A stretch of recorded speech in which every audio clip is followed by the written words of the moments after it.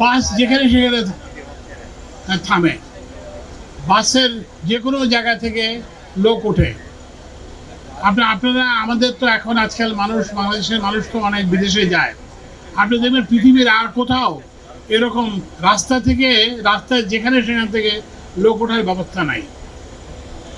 তো ওই জন্য আমরা সেই ব্যবস্থাটাতে পরিবর্তন আনার চেষ্টা করতেছি, যাতে নির্দিষ্ট স্টেশন থেকে মাত্র যাত্রী ওঠানামা করতে পারে। সেই জন্য আমরা একটা ব্যবস্থা নিচ্ছি। আমরা একটা নতুন রুট চালু করার চেষ্টা করছি। আরেকটা হচ্ছে যে আপনি যে গণপরিবহনের ব্যবস্থা করবেন, বাস মালিকরাও ক্ষতিগ্রস্ত হচ্ছেন। কারণ হচ্ছে গিয়ে এখনকার যে ব্যবস্থা, যে ওখানে কন্ডাক্টর ওই যে আপনার থেকে ক্যাশ টাকা নেয়, তো এর কতটা এটা করেন কি ওনারা একটা কন্ট্রাক্টে দিয়ে দেন। তো কন্ট্রাক্টে দিয়ে দেওয়ার ফলে যেটা হয় যে তো এইসব কন্ডাক্টররা এবং ড্রাইভাররা যেখানে সেখানে বাস থামায়। তো এখন থেকে আমরা এই যেখানে সেখানে বাস থামানো বন্ধ করতে হবে।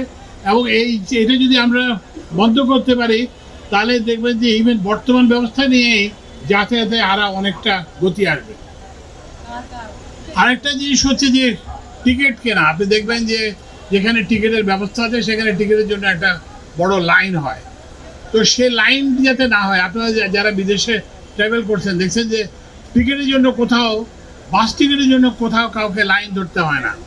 কারণ আপনি ওখানে যাবেন, ওখানে যেয়ে আপনি যে মেশিনে আপনার স্মার্ট কার্ড ব্যবহার করবেন এবং নানান ধরনের আজকাল তো ইভেন টেলিফোনের অ্যাপ দিয়েও করা যায়, নানানভাবে করা যায়।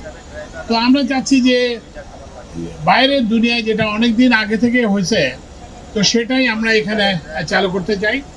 আমাদের একটাই উদ্দেশ্যটা হচ্ছে সড়কে গতি বৃদ্ধি করা, যাতে আপনার যাতায়াতের সময় কম লাগে।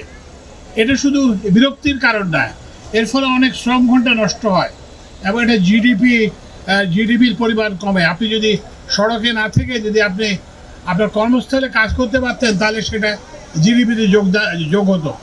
কিন্তু আপনি সড়কে যে ট্রাফিক জ্যামে বসে থাকার জন্য তো এটা তো কোনো উৎপাদনশীল কাজ নয়, এটা একটা অনুৎপাদনশীল এবং বিরক্তিকর একটা কাজ।